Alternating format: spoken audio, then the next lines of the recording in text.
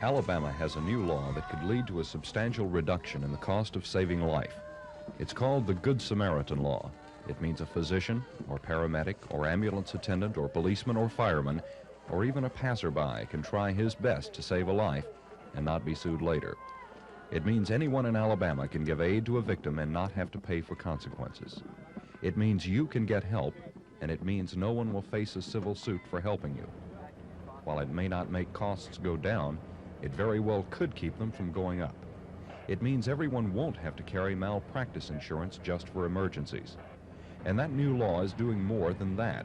It's making legal what many people in this state have wanted for a long time: quick, efficient, and proper emergency medical care conveniently located. There are many examples, but some have only recently been in the public view. Tonight we explore some of those examples.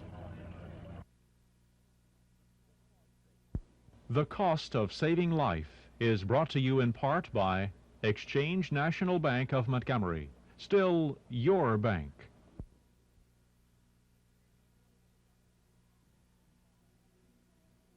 When a guy like Tony comes into McDonald's, we can't let him down. So we make his hamburger with 100% beef. And the beef is lean, leaner than the ground beef most people buy. What really matters to Tony, and to us, is his first bite. How's your hamburger? Tastes good. At McDonald's, we do it all for you. Hi, Wayne Collett for Arrow Rents. Your patient home care needs can be found at Arrow Rents, where you can save money by renting the items you need. Arrow Rents has hospital beds, wheelchairs, patient lifts, traction equipment, a full assortment of crutches, walkers, and stroke canes, and a variety of other items to keep your patient as comfortable as possible. At Arrow Rents, we're in business to save you money by renting the equipment.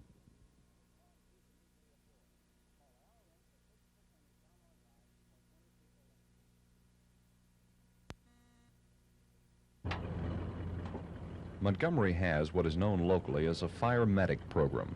The city and county governments have entered into a contract with the hospitals and doctors to provide a program of emergency medical service, using those fire medics for victim aid at the scene.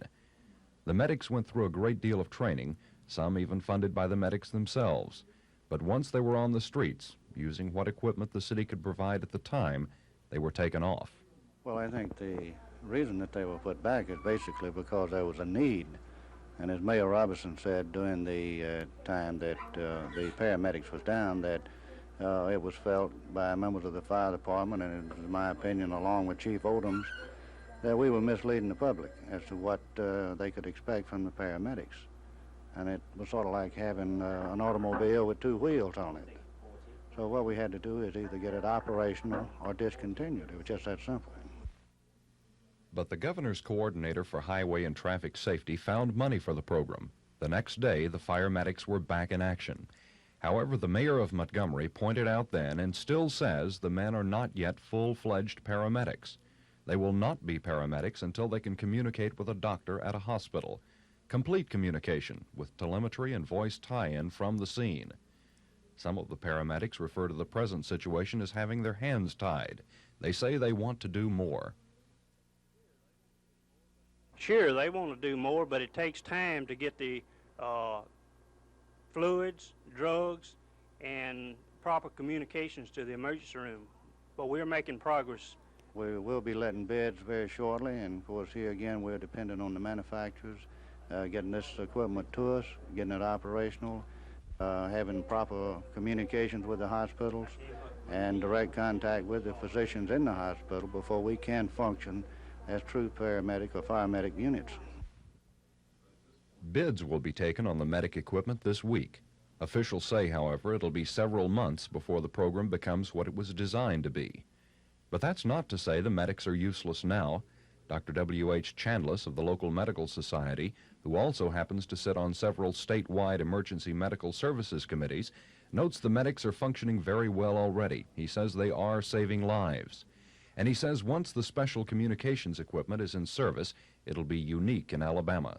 In Montgomery, the medics will be able to send, for example, an electrocardiogram by radio to a doctor at a hospital and talk to that doctor on a voice link-up at the same time. The simultaneous communications will be the only such link-up anywhere in the state. Dr. Chandler says all of the good things that have for so long been discussed are now coming to pass. He says now we're underway, but more will be needed in the future as the state-of-the-art gets even more complicated, but more useful. The hospitals, too, are ready for the newest procedures. The doctors, both the private physicians who are called in for their patients and the special emergency room physicians who are on duty around the clock, are ready and waiting to handle the emergencies. Well, of course, the patient has a prerogative of seeing what physician really they want to see. Usually if a private patient comes into the emergency room, we find out about this, and of course this physician is contacted, and if he feels that he wants to refer the physician, the patient, to the ER doctor, he'll do so. There's times when we feel like a situation is such that he can refer to a specialty directly. But with time, hopefully, we'll be able to let some of these doctors stay at home at night and take care of some of their patients here. The public gave a great hue and cry when the paramedics were taken off the street and put back on. There's been a lot of concern about the emergency situation in Montgomery. Do you feel that really it's any different the way it is in practice compared to most other cities? Are people being treated the same way they would anywhere else? Yes. My brief period here in Montgomery has been, I've been totally impressed with the paramedics and their abilities and the training that they've had and the good job that they're doing. And I came from Birmingham and had been involved in this system there since it's starting, and I feel that this system is comparable, and these paramedics are well qualified. But people say since the hospitals rotate their emergency rooms, you never know from one day to the next to which hospital to go if you need help. Are all the hospitals' emergency rooms open 24 hours a day, 7 days a week? Yes, that's right. They can go to any hospital they want to as long as they have a private physician. Now, to see the emergency room physician, they have to come to that hospital that's on for that particular day on the rotation. So unless they have no physician or can't pay or are just in a state where they can't tell somebody they have a physician, then it makes no difference, right? Correct. That explodes the myth about the emergency room rotation in Montgomery. In fact, some say there are advantages to the rotation under the circumstances. There are very definitely some good points. We have the backup of all three hospitals, and of course you realize that, I'm sure that in talking to the physicians, the emergency physicians, you realize that without the backup of the staff of the hospitals, you'd really have problems. And by having it at three hospitals, we can call on three complete medical staffs and their specialties, board-certified doctors, to back up the emergency physician. Would it be better if there was one central location, 24 hours a day, 7 days a week? I'm sure, yes, it would be better. It would be better in some ways. Again, most of us had not been involved. When I came to Montgomery, I was not used to a system like this, and it took some getting used to. But as you said a few moments ago, and we were talking about it, it has some good points. It would also be more expensive to operate if the city and county had to support a facility that was their own, which they do not have, and since they do not have one, all of the hospitals can throw their support together, and we can provide that coverage. When the hospitals throw their support together to provide coverage, can an emergency room be a money maker for a hospital? You're not here totally as a charity. You have to pay the bills. Could you operate 24 hours a day, 7 days a week, and still exist with an emergency room, or is it just a matter of money going out, nothing coming in? No, I don't really think it is as much a matter of money as it is space. If I don't think, I would not speak for Jackson and St. Margaret, but for Baptists, we just could not handle. We just do not have the beds, nor the space, nor the resources to handle the tremendous number of indigent patients that would come in through an emergency room. It's fine if you can split it. That'll work fine, and we can take our share, but we still have to maintain enough beds to support our private physicians, and that's one of the big problems in this. Apparently, the hospital rotation of some emergency room care will continue. The Medical Society doesn't foresee any change for, as Dr. Chandlis puts it, 8 years at least. But all parties agree that presently it works well.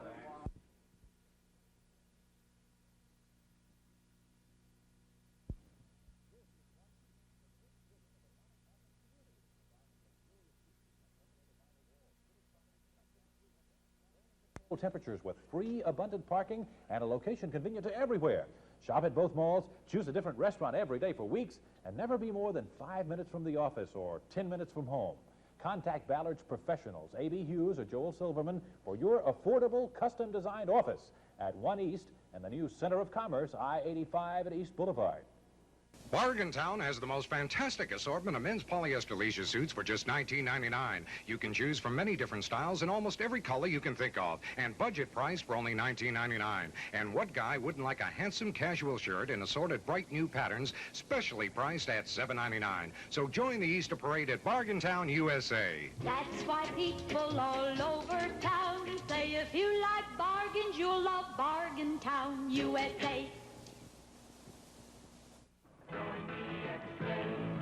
Look around, Montgomery. Everywhere you look, you'll see signs of progress. New construction, new jobs, new opportunities. And Exchange National Bank is part of it all. Growing with Montgomery and helping Montgomery grow. In fact, since we're not owned by an out-of-town holding company, Montgomery...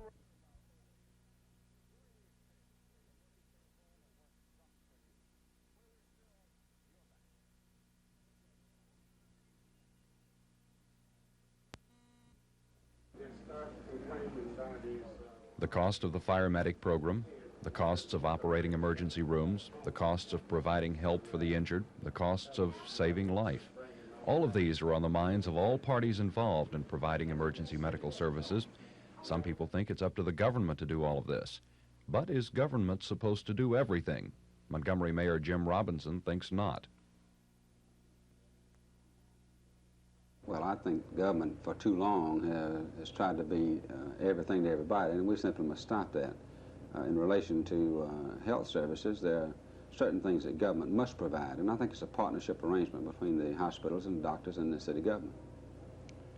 Are you satisfied with the current contractual arrangement between the city, the doctors, and the hospitals? Oh, yes. I'm highly pleased with it because it offers a method of management and a level of management that we did not have before in dealing with the indigent emergency room situation. Do you feel that fiscal responsibility, what the public is willing to pay for, comes into play in this emergency medical situation? I think so. I'm not getting any great messages delivered to me from the people that they want to spend $10 or $15 million to build a hospital, if that's what you're talking about. If they're saying, and I'm not picking the message up, I don't believe we can afford that. As you well know, the people of this community voted down a city-county hospital years ago in a bond issue.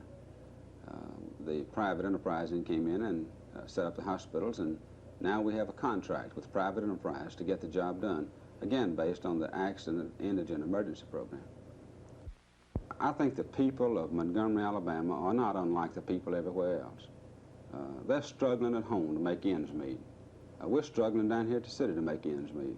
And we're going to do it like the people at home are going to do it. That means biting the bullet and doing without some things that you'd like to do. Yes, it would be nice to have elaborate programs, but they cost money. Now, what we have here, we should really be thankful for to a large degree. You have private hospitals that are dividing up on an equal basis the care of the indigent patients and people in this community. 1/3 each day of 3 days. If any one hospital were to take all these people on board, it wouldn't be long until they'd have a large inventory or a large number of non-paying patients. These hospitals don't just spring up out of the ground when you water them. You must pay bond issues and meet notes and pay the workers there. So the program that we have is the best that we're going to have until one hospital takes it over or until government moves in and takes over themselves. And it's been my experience in government that government botches things up and the cost just skyrockets when government gets involved in it. So as long as we can keep free enterprise in it, and it's a partnership process, as I mentioned before, government, the doctors, and the hospitals. And with the contract, we're all three doing something for people that cannot help themselves. Now, people that can help themselves, I don't think the taxpayers owe them anything. If they can pay, I think they ought to pay. And we're demanding that of them. We identify people, and in identifying them, we send them to other areas, like HSI, into the rehab center, in places where they can get additional help beyond what we're providing for them. This saves the taxpayers of the city money out of the city treasury, but the taxpayers themselves, let's not kid ourselves, are paying for the other services too. But we're directing them to those available services. And that's all a part of our responsibility. Is Montgomery in a situation of envying other cities and their help for emergency situations, or other cities watching Montgomery? Well, according to a news report on your station, other cities have been looking at the program that we have here because the cost is not burgeoning as the costs are in their cities. Yeah, they're spending millions of dollars, and we're not spending that much. Frankly, if we had it, I think we'd already be spending it. If we had it, we would already be spending it. But we don't have it, so we're not spending it. So much is being said about the 15% indigent citizens who need emergency care and whether the city is doing its part in Montgomery that we asked just what the city's responsibilities are. We're responsible for the Accident Indigent Emergency Program. You know, 85% of our people in this community can pay their bill, and they can attend any emergency room that they wish to attend right now. All of the emergency rooms are open. We're talking about that 15% of our community that cannot pay, the unloved and the unloved and the unwanted, that are flat on their back and cannot help themselves. I think that the taxpayers of this community want us to make very sure that some provisions are made for these people. I think they also are asking us to put some limit on what can be expected of the taxpayer, and we've done just that in and through the contract. Are you saying that as long as you can get a hold of your doctor, you can go to any emergency room you want to? Yes, sir. Right now. Maybe this isn't a problem for the city, but suppose you can't reach that doctor. Well, our police and our ambulance people and all of the emergency-oriented people in our community know where the emergency room is. If you are knocked out and you're beyond helping yourself or to identify yourself or to tell us where to take you, these people know where to go. If you are conscious and you wish to go to a hospital and you have a doctor, then you may go to that hospital. When you need that assistance, what do? All a Montgomery citizen must do to summon help is dial 911. That's an all-encompassing telephone number for emergency aid. Many cities bigger than Montgomery still don't have it and wish they did. But is 911 being used? No, they're not. Not as we had planned for or hoped for that they would use. We would certainly encourage, though, all people to dial 911 on any type of emergency they might have. This will speed up the operation. It'll get the message faster to the proper people, and they'll get a response to their needs much, much quicker. They just remember 911. As simple as dialing 911 can be, and as convenient as fire medics are, neighborhood fire stations are sometimes even more convenient. Can the victim in search of medical aid find it at a fire station? Yes, sir, they can. All of our firefighters, after they have completed the recruit school training, are advanced first aiders. And this is beyond the normal first aid card that people are familiar with. And we have several of our stations around town located in the main thoroughfares and arteries of traffic to where they can go to the fire station, and we have the necessary equipment there to stop profuse bleeding and this sort of thing until we can get someone in there that can handle them correctly. So even before a rescue truck could get there, then if you see a fire station nearby with one of the Red Crosses on a sign in front, then they can lend assistance. Yes, sir, they can. And we have many, many walk-in cases where people have come for help. Fingers dislocated, ankles bleeding, scratches, abrasions, and this sort of thing. Why do you think it is, though, that the public doesn't seem to keep this in mind, doesn't know about these things until they need it, then it's too late? Well, really, I don't think it's just one of those things. We wish that they would, though. Seriously, if they would just keep in mind that their nearest fire station for help or 911 for help, you know, that's very simple, really, if they would just do this. And in a pinch, policemen, state highway patrolmen, and other such public officials are able, and in most cases trained, to help the injured. On the highways, particularly expressways of some states, interstate call boxes are seen every 1 or 2 miles. They're simple communications devices used to summon help. But Alabama doesn't have such a system or even a plan. The Alabama Department of Public Safety wants something else: 24-hour interstate patrols. really the call box in itself does not solve the problem. You have to have the manpower. If you have the call box and someone needs help, then you have to have the manpower out there to answer that call. So I think in view of the great expense and the fact that you still need personnel to handle the calls, that our proposal is more feasible in that you'd have people out there without having to call them out. They would already be out there. I'd say our main problem as far as having the people out there, especially on the interstates, would be manpower. We don't have the manpower to patrol the interstate highways 24 hours a day as we would like. The interstate system is almost completed, and we've been concerned for some time about stranded motorists, and we have asked the legislature for the coming year to give us the funds to hire people to give us a 24-hour interstate patrol so that we can have people out there at all times. What has been the response from the legislature in providing more money for something that apparently seems so needed? Well, they've been very receptive. Of course, coming at this particular time when the economy is not as it has been in the past, we've been criticized for asking for this much additional money, but we've been asking for this for several years, knowing that the interstate system would soon be completed, and we wanted, when it was completed in Alabama, to have the people out there to provide this service. Money is the concern. Can you put a price tag on people's lives? No. So what does this say about the situation of economy is bad and yet we need to help people? Well, I think I think the legislature sets their priorities and they determine where the money will be spent. And we hope that if we can't implement this program completely, maybe in the coming year, that they can partially implement it and then finish it up later. We're not saying it has to be done in 1 year, but we'd like to implement it and add to it as we go along. The state, the counties, the cities all try to work together on an overall plan to help each other in the event one is hit hard or many areas have problems at once. Some plans are already in effect. Cooperative agreements between government agencies and levels of government are underway now, and more are constantly in the planning stages. Neighboring cities pull together when one of them is hit by a tornado. Agreements are made with Fort Rucker so helicopters based there can be called in for mass evacuations. Currently, the State Public Safety Department has no evacuation helicopters, but officials feel the needs in cases like that can be met through cooperative agreements. Total plans are constantly being revised, practices are held occasionally, and rescue teams try to be prepared. We have an emergency disaster plan that we activate on a regularly scheduled basis each year. One was held recently at Huntington College, and all of the hospitals were involved in it. In fact, the hospitals put it on.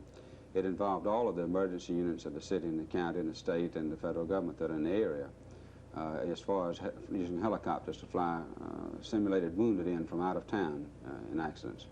So we are prepared. We're prepared already. We know where the feeding places will be. We have emergency food operations that will be set up, clothing, medicine, physicians, equipment, debris cleaning crews, the electrical companies. All of us are involved in the disaster preparedness plan. I didn't say it was perfect, but we do have one, and we exercise it regularly, and we find some weak spots, and we try to correct those. But then this is not only to help the immediate Montgomery area, but in case some of our neighbors need help, it can be cooperation. Yes, and in every area we try to cooperate with people in this immediate area. If we were to have a threat of an impending airplane disaster, with the plane circling, we would have time to call Prattville, Wetumpka, Selma, Fort Deposit, Greenville. There are other places in the area, and we all have a mutual aid society. We respond immediately with whatever we can to help each other.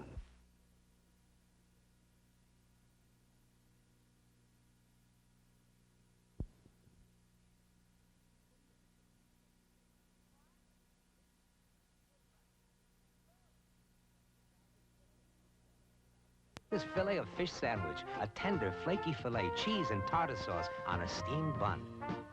Tastes surprisingly different, and it's a great change of pace. Now what do you think of when we say fish?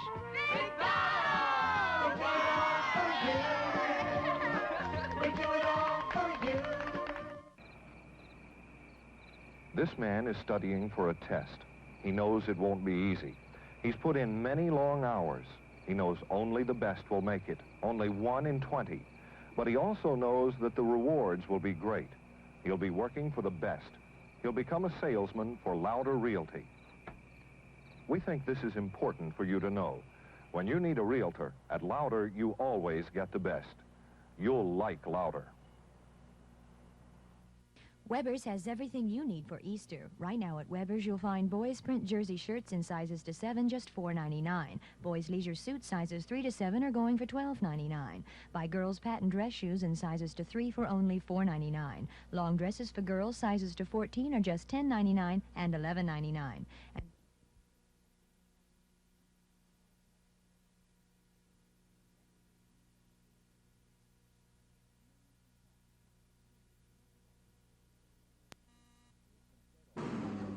It has been said often that pre-hospital care is the key to a good emergency medical program. Medical assistance on the scene of an auto accident, at the location of a natural disaster, in the field, on the street. That emergency medical care is often the difference between a patient going to the hospital or the morgue. And that assistance can't be taken for granted. Some of it has to be paid out of your pocket. Some of it, in many cases, is funded out of your insurance premiums or paid by welfare tax dollars. And other assistance comes directly from the government, but that means taxes, and taxes, it is said, always go up, never go down. The paramedics of Prattville raise their own money to buy equipment in community-based events, money that comes from the people who benefit most from the system. Elmore County officials don't know how much they've spent on their system, considered one of the best in the state, but they have viewed their expenditures in terms of commitment to life-saving. In Tallapoosa and Coosa counties, more than 100 people are involved in emergency services with some of the most sophisticated equipment available.